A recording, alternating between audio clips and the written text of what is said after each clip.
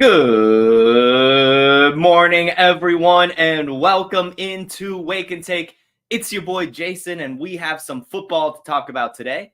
Yesterday was, of course, Sunday, which means tons of football happened, which means today I'm giving some reactions to what happened, and there's some fun ones this morning. I'm excited to get right on into it. So why don't we sit back, relax, sip our coffee, and enjoy the show.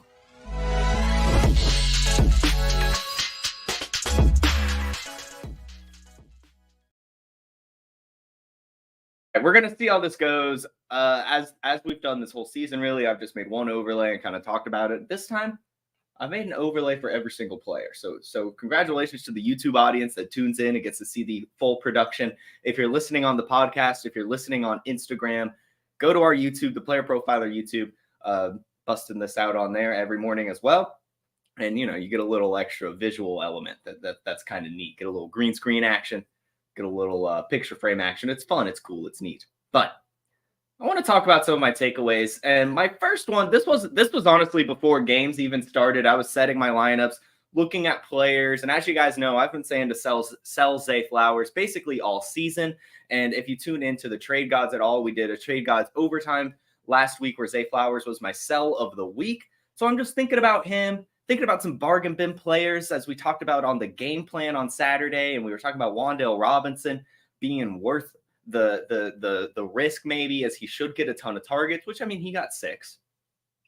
But then I was thinking about it. I was scratching my head. Is Zay Flowers just Wan'dale Robinson on the Ravens? Because that's what it's looking like to me. Both have extremely low average depth of targets. Both are 5'8" or 5'9". Both are 180 pounds. Both run a 4.4 40. Both have average burst and agility. They're both being used exactly the same. It's very, very interesting to me. Again, guys, sell your Zay Flowers. I know he's good, and I'm glad he's providing this floor for everyone, but I'm telling you, and I'll continue saying it, his ceiling is not that high. And even when he has that ceiling game, again, it's not going to be that high. We're talking about 20-something points. He's not going to give you a 30 burger. Not with Mark Andrews still on the field. But yeah, so anyway, Zay Flowers, Wan'dale Robinson, the same exact player. Go pick up Wan'dale Robinson if still available. Sell Zay Flowers while you still can. Let's go ahead and talk about this London game as well. That was fun, right? And it was especially fun for Travis Etienne and Travis Etienne managers, as he's officially truly a bell cow elite fantasy football option. He's been utilized out of the backfield as a receiver now multiple times this season, already broken his record in games based on his career. Last year, he didn't have a single game over 3 receptions. This year, he's had 2 such games.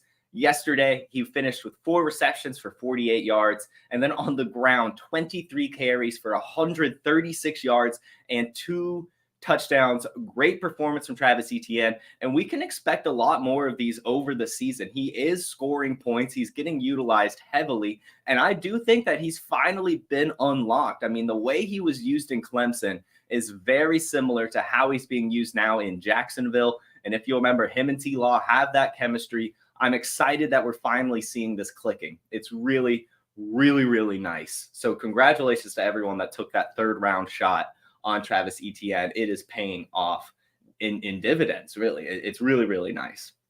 And Calvin Ridley, while having a fantastic week 1 and then falling off the past few weeks, comes back.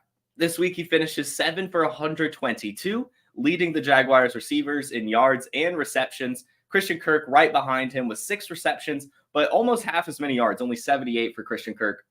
Calvin Ridley's going to be like this all season. He's going to have really good games, and he's going to have some stinkers. That is kind of the nature of having a really good quarterback with some other good weapons, is these really good quarterbacks, such as Trevor Lawrence, don't always just lock on to the main guy. I will say that it is, at this point, confirmed that Calvin Ridley is like the alpha, the number 1 wide receiver on this Jaguars team. And then it really just comes down to the coverage that he's going against and really the game plan week in, week out. It worked perfectly for him this week. The Bills' corners are not that good on the outside. Calvin Ridley able to get open, used in creative ways. Trevor Lawrence able to find him, and he looked good too. Calvin Ridley has looked fantastic all season. So at this point, you've got to keep holding him. I'm not classifying him as a buy or a sell, maybe a sell if you get a good return. But I think he's just really the epitome of a good receiver that you just hold on to on your team and hope that the weeks you do start him, because you're never really going to bench him, is the week that he's game planned well. But we'll probably be able to, after a couple weeks, be able to tell when it's a Calvin Ridley game, when it's a Christian Kirk game, when it's an Everett Ingram game. And it seems that it'll always be a Zay Jones game, as he's a really, really impressive third option in this offense, sometimes fourth, right? But he's scoring those touchdowns and getting utilized. He's getting those points. He did get injured, so you got to keep an eye on that. But still, really every pass catcher here on the Jaguars offense is usable for sure. For the Buffalo Bills, I don't really have that many takeaways from the Buffalo Bills. What do you want me to say? Josh Allen is good. Stephon Diggs is good. Gabe Davis is boom or bust, and he had a boom week. I mean, not really much to take away. I will say, though, that it is concerning to see James Cook get -4 rush yards off of 5 carries. That's pretty bad. He luckily did get some receiving work out of the backfield, but definitely not utilized in the way I wanted him to. He honestly, I've started him in every league I have him. I mean, you kind of have to if you have James Cook.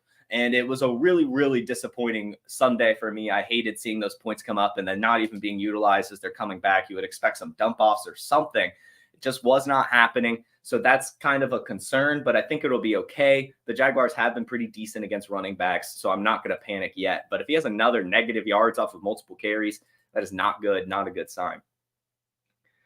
Desmond Ridder, guys. After I finally kind of write him off, finally just like, you know what, I was wrong about Desmond Ridder. Plays ball, right? And this is kind of hilarious. Every week I've benched him in Scott Fishbowl, he's played well. Every single week I've benched him in Scott Fishbowl, he's played well. He's on my Scott Fishbowl team, and I just never had the gonads to start him. And then, of course, every time I bench him, he does well. And when I start him, he's fine. But this is a great game for him. And I love it. I love seeing this from Desmond Ridder. 37 to 30, 38 of 47, I believe. 329 yards, 1 touchdown, 0 interceptions, and even had himself a rushing touchdown. Jonnu Smith, Kyle Pitts, and Drake London had decent games. Kyle Pitts, 7 for 87. Jonnu Smith, 6 for 67. Drake London, 6 for 78. And Bijan Robinson only had 2 receptions in this game. 2 receptions for 12 yards and a touchdown, and 46 rush yards on the ground for him. So that means that this was a passing game, which was really surprising. Going into this, I mean, the Texans had been really good against pass. So you would expect a very heavy run game. And I mean, it was, right? I mean, Bijan Robinson and Travis Etienne both had over 14 carries. It was a lot of running, but it was a Desmond Ridder game. And he played really well. There's no way around it. Desmond Ridder looked fantastic. And the biggest thing for me, the biggest thing for me is the ice in the veins. And this is what we talked about with the Packers, where I was like, hey, you know what, Desmond Ridder, you know what, maybe he does have it, right? Like, he plays really well in the fourth quarter. He pulls off the comeback against the Packers. Well, he does it again against the Texans, who had been stingy all season. Jalen Petrie had a career game. I mean, was playing lights out, and he did it, right? A 2-minute drill to go down and get a game-winning field goal. He does it. Ice in his veins. That's what you want to see from franchise quarterbacks. And again, as the leash got shorter last week, the leash gets longer again for Desmond Ridder. It is painful. It is painful because, as we saw last year with the Falcons, they took forever to go away from Marcus Mariota. They waited till, I think it was week 14 before Desmond Ridder got action. I think it was 14. Week 14 before games, because there's the bye week, all of that fun stuff. It was week 14, I believe. So Desmond Ridder is going to have like 3 games in a row with 3 turnovers before Taylor Heinicke sees the field. This was a very encouraging performance for him, and he did increase his leash. Desmond Ridder is going to be the quarterback for at least 3-4 more games. Great win for him. Great team win for the Falcons. The defense looked great. They made C.J. Stroud look human. C.J. Stroud looked human after a great season so far. He was only fine, right? I mean, still a good day for him. 20 of 35, 250 yards at a touchdown. Tank Dell got a concussion, and Tank Dell was looking good before the concussion. I think that did ultimately hurt him.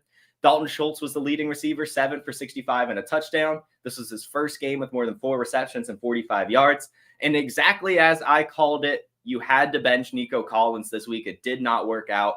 Really tough matchup for him against the Falcons. Wide receiver ones have not been doing well against them. This defense has been spectacular. And again, made CJ Stroud look human. But that's fine, right? CJ Stroud looking human, no turnovers again, still looking great. Still looking great. Just not a ceiling game. And that's fine. You're going to see that. Bryce Young, though. Bryce Young looks fine. Bryce Young, I do believe, I've talked about this last week a little bit. I do believe the Bryce Young breakout is coming. I do firmly believe the Bryce Young breakout is coming. He's getting better every single week. This week, 25 of 41, 3 touchdowns, 2 interceptions. One of them was awful. Not necessarily his fault. He tried to dump it off to the tight end that was still in the pocket with him, and that just doesn't really work. And it was able to get picked off by Aiden Hutchinson, of all people. Those aren't going to happen again. Learning moment for him. And that's what this is about, right? This is a true rookie quarterback, normal, par for the course. The only reason people were thinking he was bad is because they were unfortunately comparing him to CJ Stroud's early breakout, Anthony Richardson's early breakout. Bryce Young is fine, and he's going to continue to be fine. Looking good, looking really, really good. I bought him in a league, and I'm happy I did, because not only did I buy him, I was also able to get Jonathan Mingo. And as you guys know, last week I talked about this with the Terrace Marshall comparison. Terrace Marshall the past 2 weeks had over 5 targets, but in those 2 weeks, Mingo was out. And what did I say last week on this episode on the week 4 overreactions? When Mingo comes back, Terrace Marshall will not be. And well, what did we see? Jonathan Mingo, 5 of 7 for 48 yards. Terrace Marshall, big ass 0 targets. That's why you tune in to the Wake and Take, ladies and gentlemen. That is why you do it. Adam Thielen continuing to play well, 11 for 107 and a touchdown. And Hayden Hurst. Hayden Hurst is unfortunately kill. Hayden Hurst is kill. 3 for 21. This is 3 straight weeks now with only 3 receptions, or 4 straight weeks now. Ian Thomas and Tommy Tremble were both involved in this game. It is looking like a true tight end committee down in Carolina, which you never want to see. Earlier in the season, it was looking like Hayden Hurst was going to be able to be a week in, week out starter, looking to be the safety blanket for Bryce Young. It's not true. That's Adam Thielen, and it's going to be Mingo soon, and hopefully whoever they bring in. And who they're bringing in is Jerry Jeudy. Jerry Jeudy is going to be a Carolina Panther. Why do I say this? Well, they're looking for a wide receiver 1 based on the latest reports. And Jerry Jeudy, to me, checks the boxes of every single player they could want. He's young, about to go into his second contract without much of a production, so he's not going to be crazy expensive. And the Broncos are looking to sell him or Courtland Sutton. I think it would end up being Jeudy, really just because he checks the Panthers boxes more. Jerry Jeudy yesterday finishes 6 of 7 for 50. I believe they were utilizing Jeudy so heavily, and it's funny to even say heavily with only 7 targets, but no one else on the team had even close to that. Courtland Sutton only had 1 reception. I think they're doing that to elevate the trade value and to also see what they have, right? Feed Jerry Jeudy this week. If he plays well, right, then we could get more for him. If he plays normal, then we'll probably be fine without him and we can move him. That's what they found out. Jerry Jeudy will be traded this week or next to the Carolina Panthers. Keep your eyes peeled. Keep your eyes peeled. I'm calling it here. Let's move on to the next overreaction, next little takeaway. And we'll talk about the Lions here because they are really good at football. And not only are the Lions really good at football, it's Jared Goff, man. Jared Goff is playing unbelievably this season. In a game without Amon-Ra St. Brown, in a game without Jahmyr Gibbs, Jared Goff goes 20 of 28 for 236 yards, 3 touchdowns, and a rushing touchdown with no turnovers. Absolutely fantastic.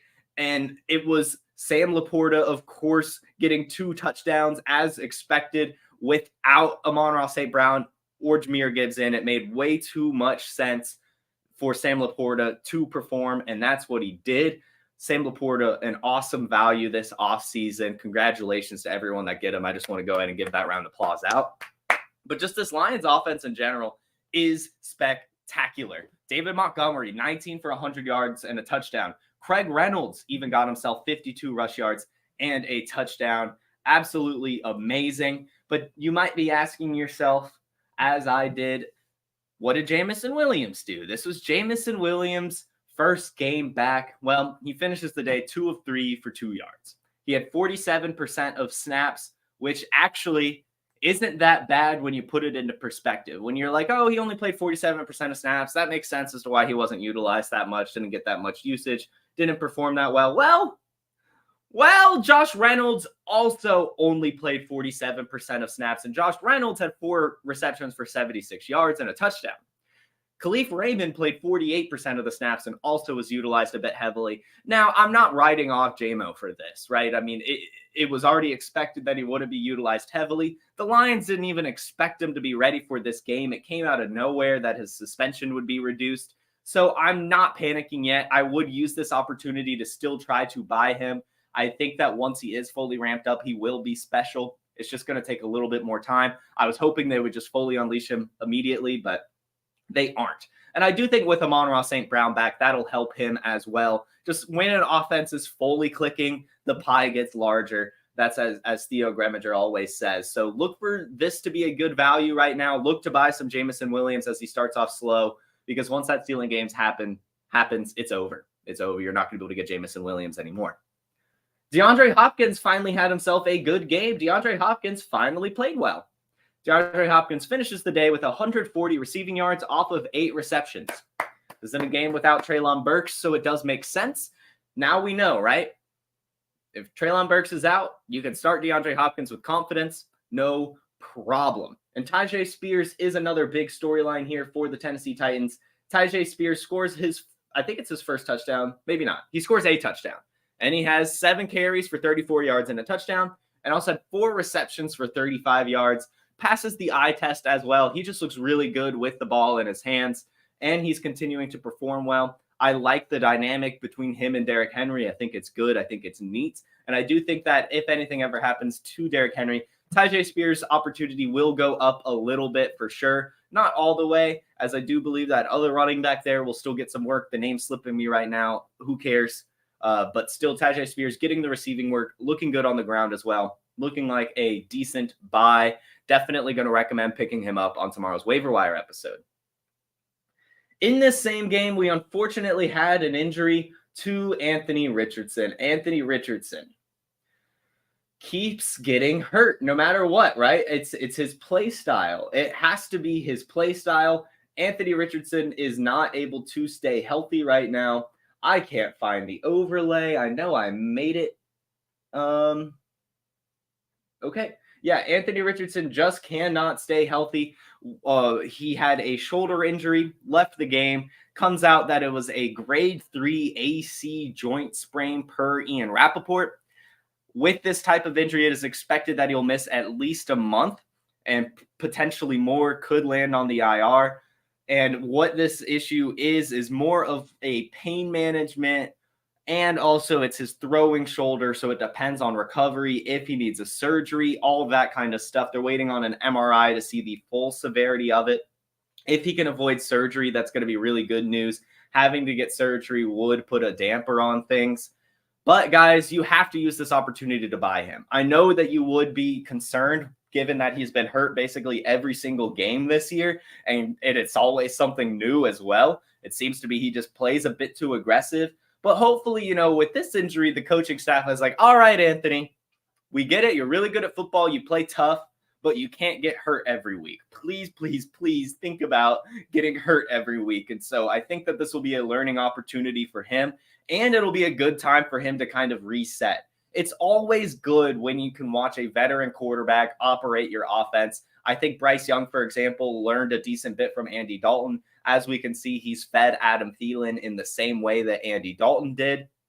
So I think with Gardner Minshew taking over and showing Anthony Richardson some other fun things that he could do in his offense, that'll be a positive.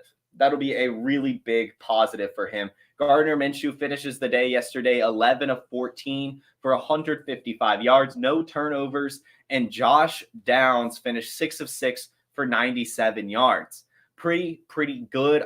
As we talked about, it was 2-3 weeks ago, maybe at this point, Josh Downs was someone to pick up as it was looking like his role was going to continue to increase. Well, here it is. It is increasing. He was the leading receiver this week, and I do think it'll continue to be that way. Really for the rest of the season, right? I think Gardner Minshew will latch on to Josh Downs. And then as such, when Anthony Richardson returns, I think that he'll see that working really well and also want to implement that into his game. We will have to keep an eye on how Jelani Woods plays when he returns and how many targets he takes away, because that's a similar part of the field. But still, Josh Downs, a good pickup if still available. And I could see his role increasing even more than just 6 for 6 for 97 yards. I think we could be seeing even more usage for him. All right, guys, the worst team in the NFL, I think it's certain at this point. I really do. I think at this point, the New York Giants are the worst team in the NFL. There's no way to put it. There's no nice way to put it. They are really, really bad at football. This week against the Dolphins, of course, they were going to lose, but it was abysmal. They couldn't get anything going. And unfortunately, Daniel Jones got sacked 6 times. And on that 6th sack, he had a neck injury, allowing Tyrod Taylor to step in. Tyrod Taylor finished 9-12 for 86 yards. Keep your eye on the severity of this injury. I'm not going to pick up Tyrod Taylor. Even in Superflex leagues, I probably might not unless I'm extremely, extremely desperate. There's no need to pick him up unless you're starting him, is what I'll say. If you're starting him, yes, you can pick him up. Of course, some points are better than no points, but with the way this offensive line is playing and the offense as a whole, you don't want a part of it anyway. So why would you want the backup quarterback, especially one who's kind of been washed out of the league? So, Giants, worst team in the NFL. They're awful. It's terrible. It's really, really bad. Darren Waller, though, had his best game of the year, had 11 targets, finished 8 for 86. Not terrible, not bad at all. But that might be his ceiling. Isn't that crazy? That might be his ceiling. Like, that might be the best game we get from Darren Waller all year. 8 receptions for 86 yards and no touchdowns. I mean, that was fantastic usage. Hopefully they see that and continue to use him in that way. But I'm not gonna bet on it. This Giants team is really, really, really bad. Really, really bad. A team that's not really bad, though, of course, was their opponent, the Miami Dolphins. Achane, 151 yards and a touchdown, continuing to look like a star. I saw on the Dynasty subreddit, Dynasty Fantasy Football subreddit, there was a thread calling him the RB1 in Dynasty. That's how far we've come. That's how big the hype is. And I don't hate it. I mean, I'm still going to give it to Bijan Robinson, no doubt. But the way he's playing, the way he looks, I mean, it is not only passing the eye test, but passing the box score as well. I mean, he is really, really good at football, always breaking a long run. So if you have Achane on your team, you have to start him every single week over anyone. I mean, like, you have to put him into your lineup no matter what. Like, literally no matter what, he is starting. But everyone on this Dolphins team, right? Tyreek Hill, 181 yards and a touchdown. Jalen Waddle, 35 yards and a touchdown.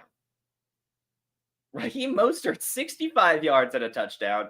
And Tua finishes with over 300 pass yards and 2 touchdowns as well. The Miami Dolphins offense is one of the best in the league, if not the best in the league. Extremely fun to watch. Congratulations to the Dolphins, as they've gone through some tough years in the past, but they finally have it all together and seem to have one of the best coaches in the NFL in Mike McDaniel, really scheming up some special stuff for his talented players. We have a problem in New England within the AFC East as well. The Patriots are not good. The Patriots are really bad at football. Bill Belichick is on his way out, and Mac Jones might be on his way out again. He gets benched for the second time this year for Bailey Zappi, as he went 12 of 22 for only 110 yards and 2 interceptions.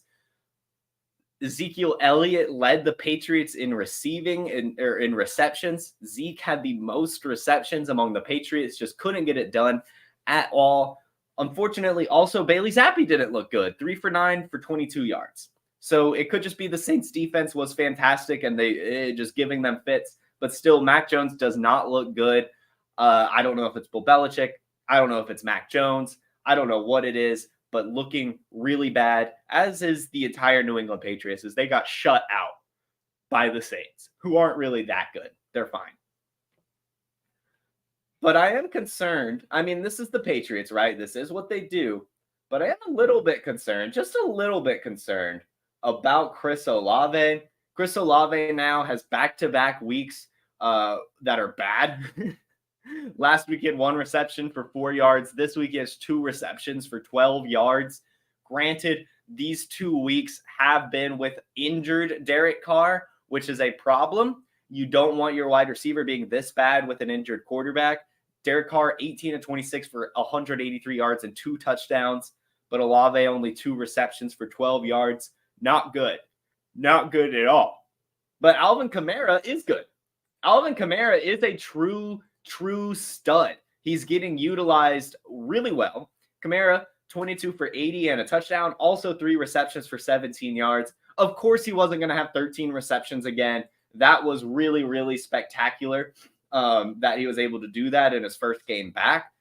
More than likely a game script thing, as they were ahead a lot. So I think as the Saints, have these closer games, you can definitely continue to rely on Alvin Kamara to even get more receptions. Alvin Kamara looking like an RB1, right? Like if he keeps playing like this, he literally looks like the best running back in the league. Literally looks like the best running back in the league sometimes, which is just fantastic, right? That's how we used to be. Looks like old Alvin Kamara. I'm glad to see it. Glad to see it for sure. And I hope he keeps it up. I hope he does. And congratulations to everyone that drafted him at that value. It was a good value. It was a really good value. Next up, let's talk a little bit about the Ravens, as they don't look that good to me. To me, they do not look good. They really don't. They look fine. They look totally fine, but that's where I'll leave it. They haven't crossed the 30 points yet this season, and they only scored 10 yesterday against the Steelers. Lamar Jackson, 22 of 38 for 236 yards and an interception, 45 rush yards, no touchdowns. Zay Flowers, 5 receptions for 73 yards. Mark Andrews, 6 receptions for 65 yards. This is fine. And this is what I think that you just got to expect from the Ravens, this kind of yardage with some touchdowns sprinkled in every single week, more than likely. This week, the touchdowns weren't there. Justice Hill got the touchdown, of course, right? Of course, Justice Hill gets the touchdown. But still, the Ravens' offense in general, to me, looks meh. And I can't imagine it getting much better than meh. I mean, compared to the actual good offenses in this league, the Ravens aren't among them. And, it's their first year with a new offensive coordinator, so that makes sense. But I think a lot of people were hyped and expecting Todd Monken to make this offense look a lot better than it has. They've looked good, don't get me wrong, but really just good.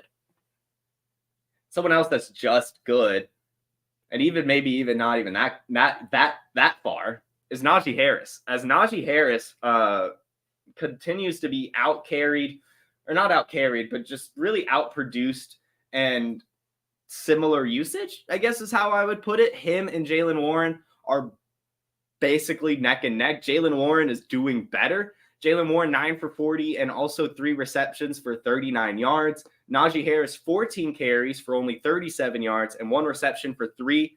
You can't start either of these guys unless an injury happens. You can't start either of the Steelers running backs unless an injury happens.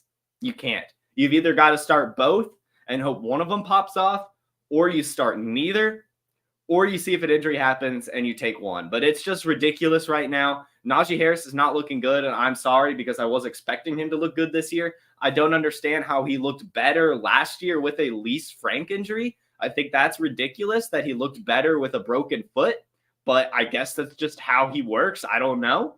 I hope he can stay healthy and finish this year, but I want him to produce better as well because it is kind of ridiculous that he's not performing as well as he should be, given that now the health is there. So Najee Harris, you can't really sell right now, but you also can't really start him. You also can't really start him. And you can't really start Jaylen Warren either because Najee Harris is still getting used more. So tough call here for sure with the Steelers running backs looking like a extremely murky situation. George Pickens, though, continues to look fantastic. George Pickens is amazing at football. George Pickens finishes the day 6 of 10 for 130 yards and a touchdown. Also 16 rushing yards. That touchdown was a game-winning touchdown as well. Ice in his veins, looking like a dog. Great value at his ADP. I'm glad that he's finally performing. He had been a little bit slow with Deontay Johnson out, But I'm glad now that Deontay and Freiermuth was out, he was able to perform. I was a little worried that he was turning into one of those wide receivers that needs help around him. But no, George Pickens looking fantastic. And, every week starter here on out. Looking good. Looking good. Guys, as predicted, the Ja'Marr Chase game finally happened. As we broke down this game, as we broke down the T. Higgins injury, the only thing I said was Ja'Marr Chase game. I said Ja'Marr Chase is going to get like 20 targets and 15 receptions. What does he do? He gets 19 targets, 15 receptions, 192 yards, and 3 touchdowns.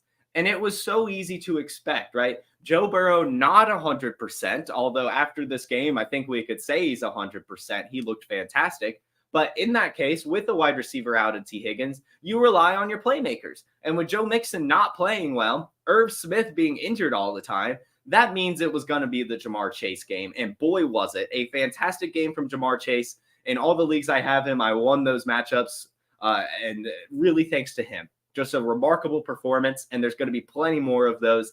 And that's why we made him the Dynasty wide receiver 1 here at Player Profiler. And in my rankings, I mean, just fantastic stuff. And he gets to be attached to Joe Burrow for really his entire career.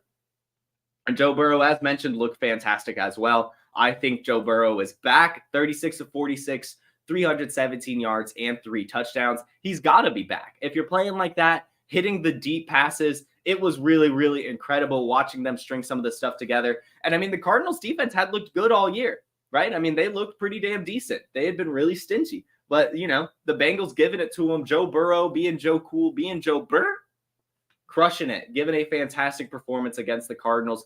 Great to see that he's back. Great to see Ja'Marr Chase is back.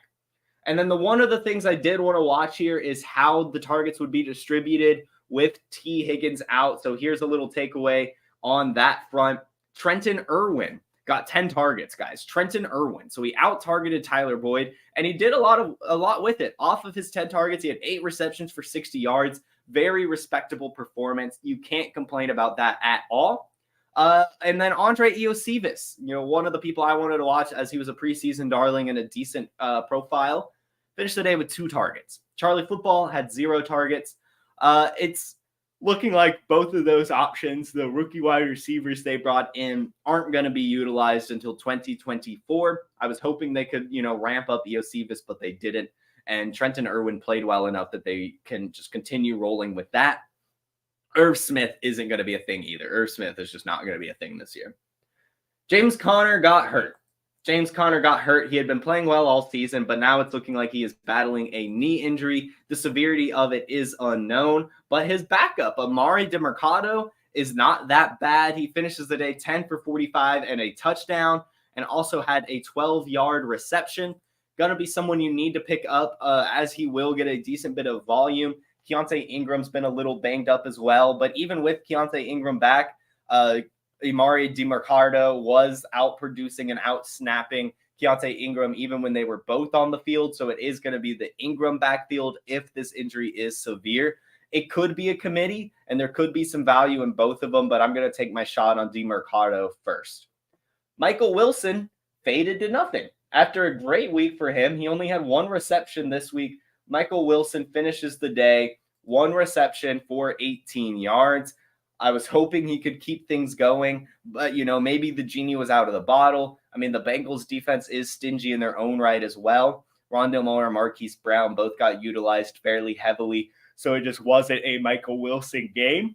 But I do think that at some point, Michael Wilson will bounce back. Look to see if he gets dropped in a few leagues. People might be upset that they picked him up chasing those 2 touchdowns and then he does nothing. It's possible he gets dropped, so just keep your eye on that. He is definitely worth rostering.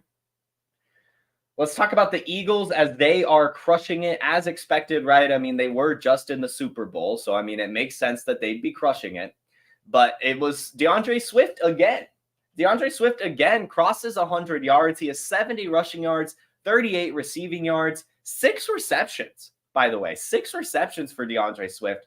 Looking like a true steal at his ADP. Looking fantastic. Gainwell has been reduced to backup, and DeAndre Swift is playing phenomenally. So I love it. I love it. I love it. And Jalen Hurts is dealing. Jalen Hurts, 25 of 38 for 300 yards and a touchdown. A.J. Brown, 6 receptions for 127 yards. Dallas Goedert, 8 receptions for 117 yards. Both of them great, great days. A.J. Brown, after his fit, has been fantastic. The squeaky wheel gets the grease, and the quiet wheel doesn't, and that's Devontae Smith, 1 for 6. And he's going to continue to be like that. Devontae Smith, just wants to play football, wants to be out there and have some fun. It doesn't seem like he cares if he gets the targets or not. So unless Devontae Smith has a temper tantrum, I think it's going to keep going to A.J. Brown as the squeaky wheel does get the grease. But still, Devontae Smith has better days ahead. This is a buying window for him for sure. He's still a former Heisman-winning wide receiver on one of the best offenses in the league. You don't have to overthink it. Still go buy Devontae Smith. You've got to. The Rams wide receivers, that was something that we needed to keep an eye on as Cooper Kupp was returning. And here's how it went. Cooper Kupp finishes the day with 118 receiving yards off of 8 receptions with 12 targets. Puka Nacua had 11 targets, 7 receptions for 71 yards and a touchdown. Tutu Atwell had 2 targets. He brought them both in for 9 yards and a touchdown. And Tyler Higbee had 2 receptions for 20. So it looks like, 1 game sample size, but it looks like it's going to be Coop and Pook. Coop and Pook. Cooper Kupp and Puka Nacua going forward. Those are going to be the 2 receivers. The other guys will be sprinkled in. But it seems like it's going to be consolidated between the 2. That makes sense, and I kind of like it. I do kind of like it. So still buy Puka Nacua. Really? I mean, unless he's really crazy expensive. But it's looking like Puka Nacua really is locked into a significant role on this offense. And I mean, obviously, so is Cooper Kupp. Congratulations to the people who took the chance on him after the injury. I have an injured team. I have a Cooper Kupp, Jonathan Taylor squad. Got my first win of the season this week with that one. So that was cool to see, and I hope it keeps going up. But yeah, the Rams consolidating between Cooper Kupp and Puka Nacua.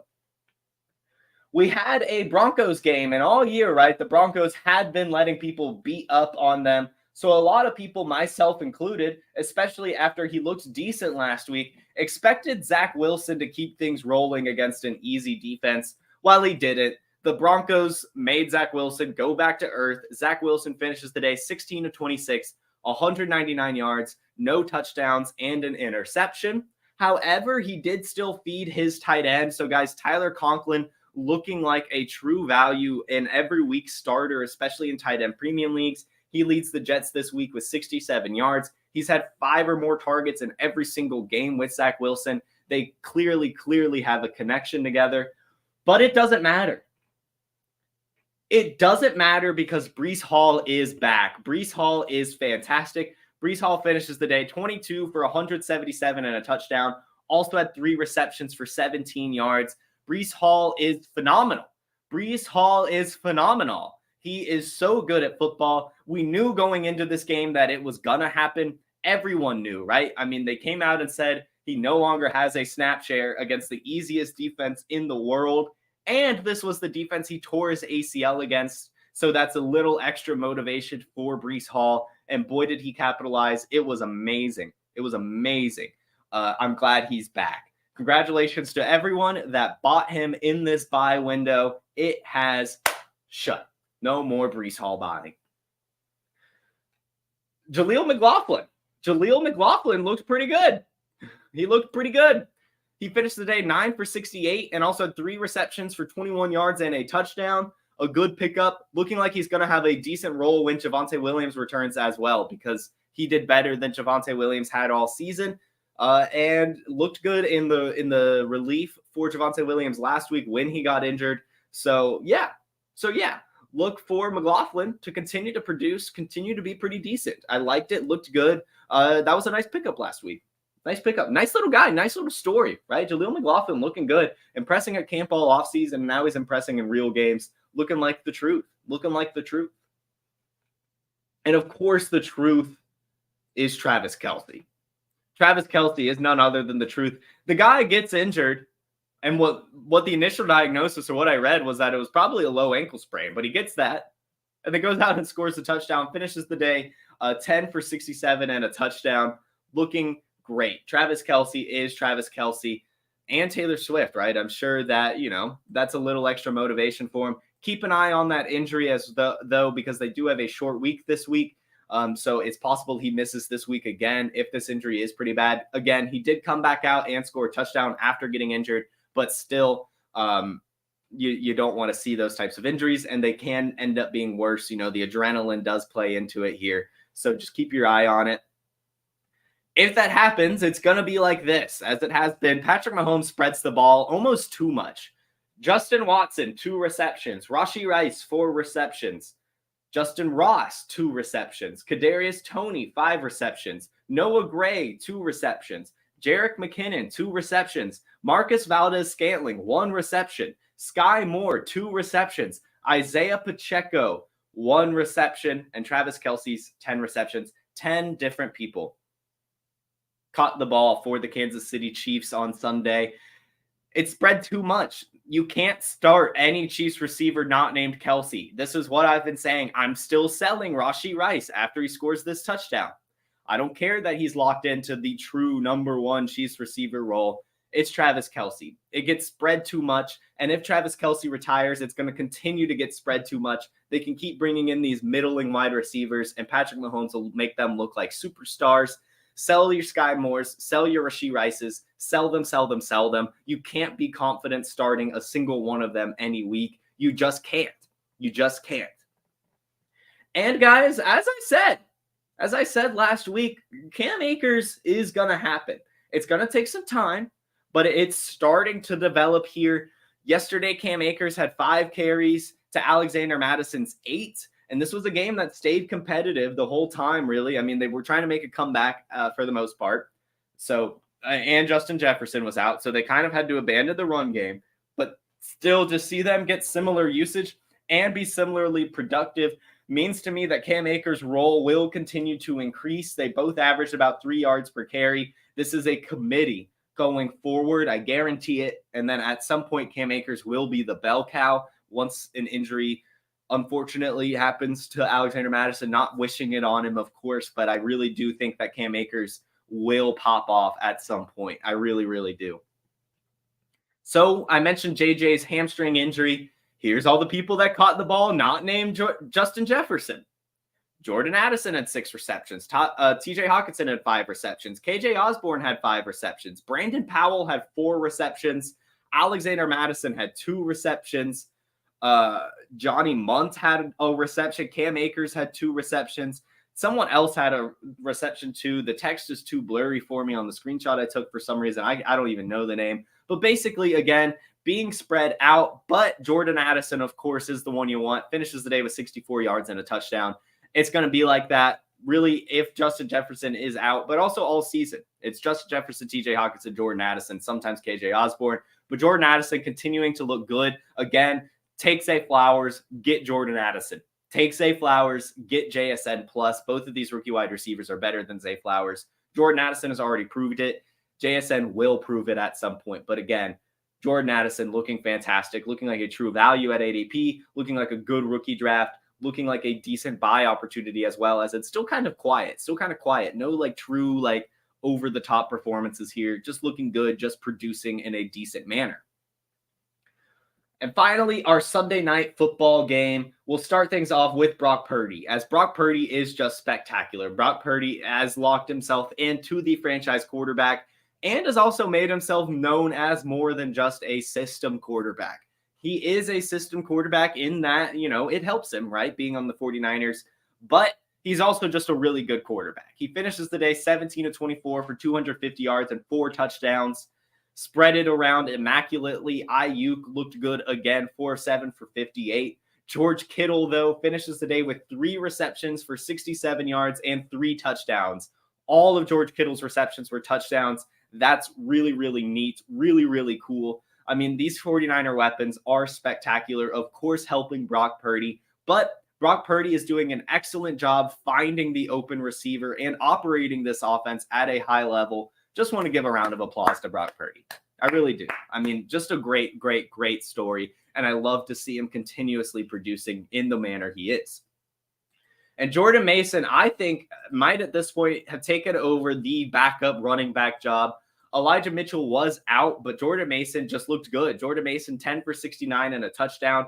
Elijah Mitchell, in his only opportunity with similar usage, he had 11 carries and 3 receptions, but only 44 yards and no touchdowns.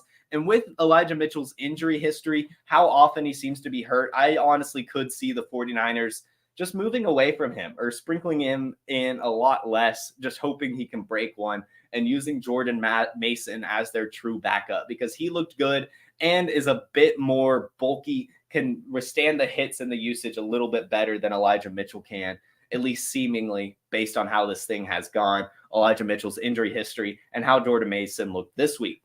And Christian McCaffrey, of course, looked good again. He scored his 14th straight touchdown. Just insane performances from him. Dak Prescott is bad at football. I don't know how much of this Dak stuff is McCarthy, but Dak Prescott just simply is not good. Dak Prescott finishes the day 17 of 24, 250, that was the Brock Purdy stat, 14 of 24, 153 yards and a touchdown, but also 3 interceptions. Just not good. Just not good. Dak Prescott, not good at football. Again, I don't know how much of it is McCarthy, but Dak Prescott has not impressed really all season. CeeDee Lamb shouldn't be your leading receiver with only 4 receptions for 49 yards in a game where you're behind the whole time. It was just bad. The Cowboys only scored 10 points. They looked like frauds against the 49ers. I'll say it. The Cowboys looked like frauds. It was just not a good performance by anyone. By anyone. The 49ers defense, of course, spectacular, but even Josh Dobbs looked better than these Cowboys did, than Dak Prescott did against this team. You've got to move on from Dak. And like I said last week, you've got to sell your Cowboys. And unfortunately, this was one of the opportunities that should have arrived, right? Like I was saying, it looks like the Cowboys just don't have to do anything on offense when they play normal opponents because they're shutting them out and they don't have to score a lot of points. They can just keep milking the clock. And then a game where it's competitive and they have garbage time, they also do nothing. So this Cowboys offense, just not a good one for fantasy football. Great football team, but the overlap with fantasy football value is not there. CeeDee Lamb is too expensive. Dak Prescott is too expensive. Tony Pollard is too expensive. You can sell these guys comfortably. You definitely can. Those are my overreactions from week 5. I hope you guys enjoyed those. That was fun to talk about all the good storylines from this week. Let's go ahead, check out the chat, see if you guys have any questions here. Good morning to you all. Somebody says, aren't the Patriots the worst team? Maybe. I just give a little bit of hope to that Patriots defense and hope that Bill Belichick can turn it around. But the Patriots also have a case to be the worst team. I mean, it's just awful. It is just awful. Yeah, I mean, that's really it. Those were the only things. Should you trade CD and Garrett Wilson for Derrick Henry and Marquise Brown? If it's Dynasty, I think you've just got to hold both of those assets.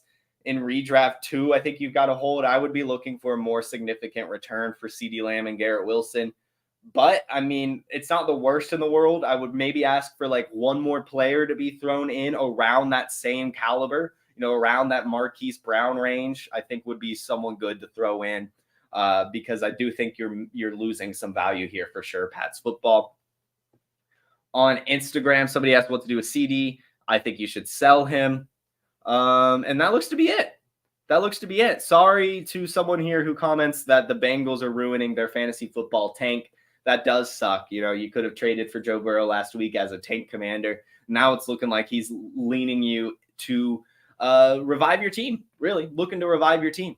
And my thoughts on Jameson Williams are that don't panic. Just wait. They weren't expecting him back yet at all. So, it makes sense that he wasn't utilized heavily. I'm not panicking on Jameson Williams yet. If he's still not utilized heavily, still not producing in 3-4 weeks, that's when I'll be panicking for sure. But for now, hold tight, see what happens. Way too much ceiling to move on from Jameson Williams. All right, guys, thank you so much for tuning in. This was another fun episode of The Wake and Take. I was Jason. You guys were a fantastic audience. This was The Wake and Take. You guys all have a magnificent Monday, and a wonderful rest of your week. I'll see you all tomorrow with some Monday Night Football reactions, some waiver wire advice, and maybe some injury news as well. So make sure you tune in on the Player Profiler, YouTube, Facebook, and Instagram at 10 a.m. Eastern. Peace.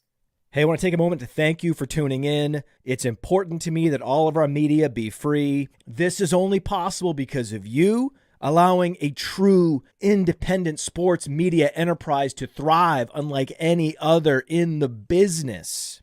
So please subscribe to the All In Package to continue to make all of this possible, to ensure that all of our stats, information, data, content is available to you, especially you, the people that get the site and get the show.